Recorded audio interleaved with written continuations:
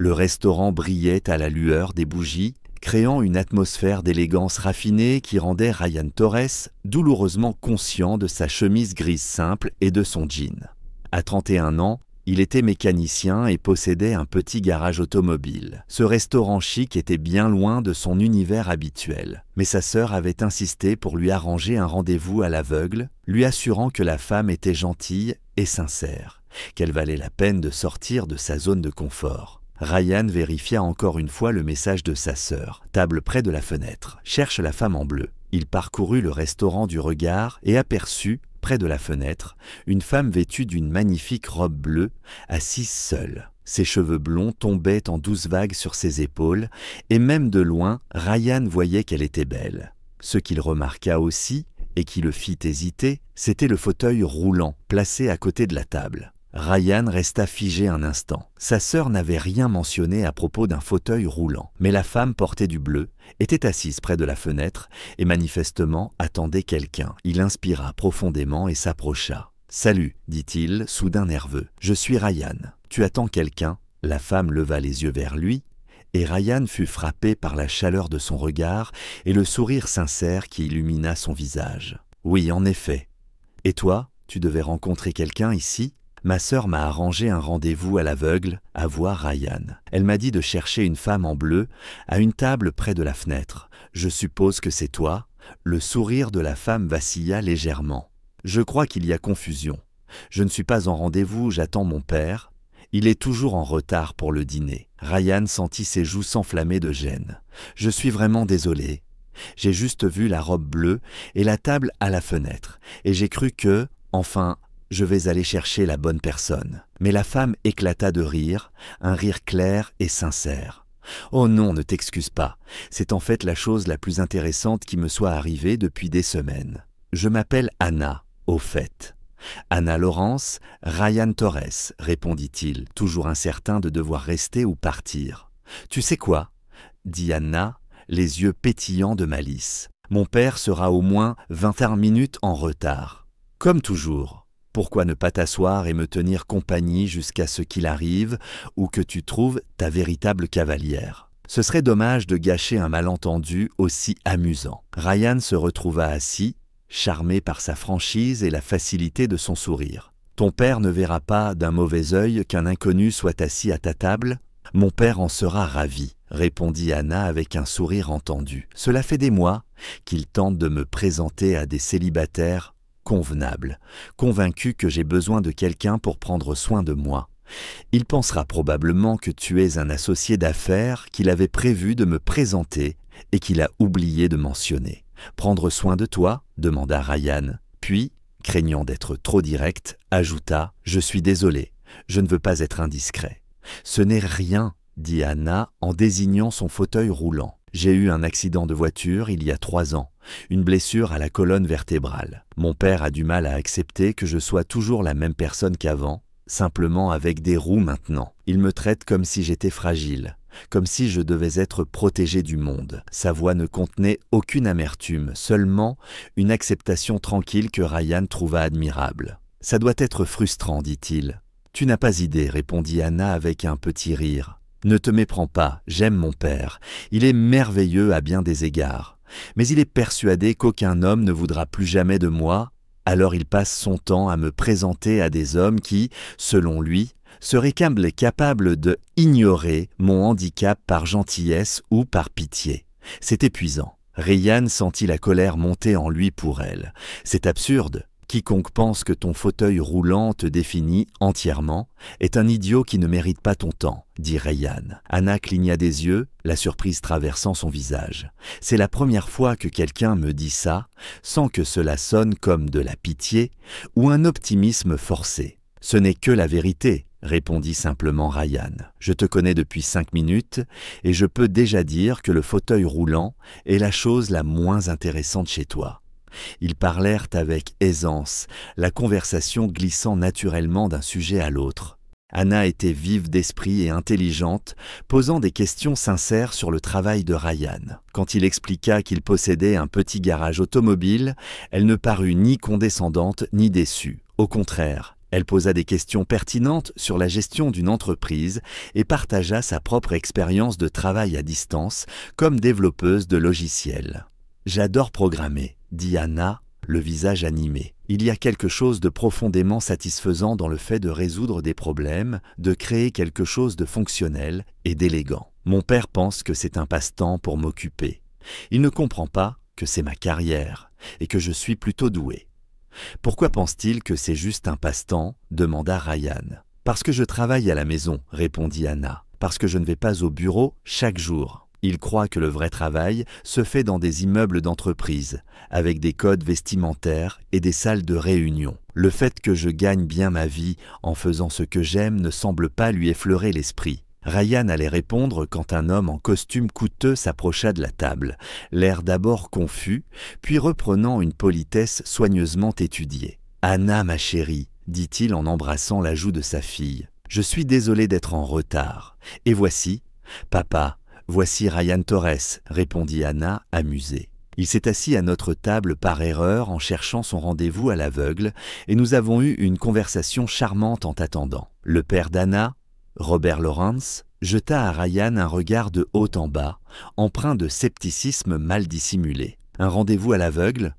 Et vous travaillez dans… » « Je possède Torres Auto Repair » répondit Ryan en soutenant son regard. « Je développe mon entreprise depuis 6 ans maintenant. »« Intéressant, » dit Robert d'un ton qui suggérait tout le contraire. « Anna, ta table habituelle dans la salle privée est prête. On y va. »« En fait, papa, » intervint Anna, « je me demandais si Ryan pourrait se joindre à nous pour dîner. Son rendez-vous semble l'avoir laissé tomber et j'ai apprécié sa compagnie. »« Oh, je ne voudrais pas m'imposer, » commença Ryan. « Tu ne t'imposes pas si je t'invite, » répondit Anna fermement. « S'il te plaît, Ryan, à moins que tu ne préfères pas. » Ryan regarda cette femme qui avait transformé un malentendu en une véritable connexion humaine, et il sut qu'il avait très envie de rester. « Si votre père n'y voit pas d'inconvénient, ce serait un honneur. » Robert, visiblement contrarié, ne laissa rien paraître et les conduisit à la salle privée. Là, il entreprit d'interroger Ryan, posant des questions d'apparence polie mais destinées à souligner la différence flagrante de leur milieu. Durant tout le dîner,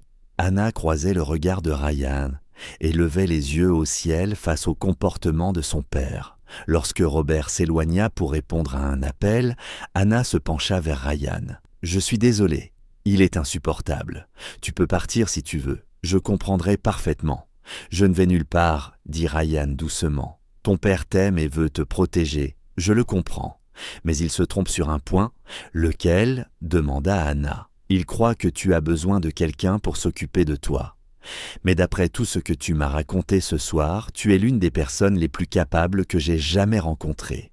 Tu n'as pas besoin d'être prise en charge. Tu as besoin de quelqu'un qui te respecte et marche à tes côtés. Pas de quelqu'un qui te traite comme si tu étais fragile. » Les yeux d'Anna se remplirent de larmes. « C'est exactement ce que j'essaie de lui faire comprendre depuis des années, » murmura-t-elle. Quand Robert revint, son attitude ne s'était pas adoucie. Mais Ryan resta pendant tout le repas, tenant tête avec calme, s'intéressant sincèrement aux affaires de Robert, tout en repoussant doucement mais fermement les suppositions que celui-ci faisait sur les limites d'Anna. À la fin du dîner, tandis que Robert sortait chercher la voiture, Ryan demanda le numéro d'Anna. « J'aimerais te revoir, dit-il, pas par pitié, ni parce que je veux prendre soin de toi, mais parce que tu es drôle, intelligente et que je n'ai pas autant aimé parler avec quelqu'un depuis des années. Ça te plairait ?»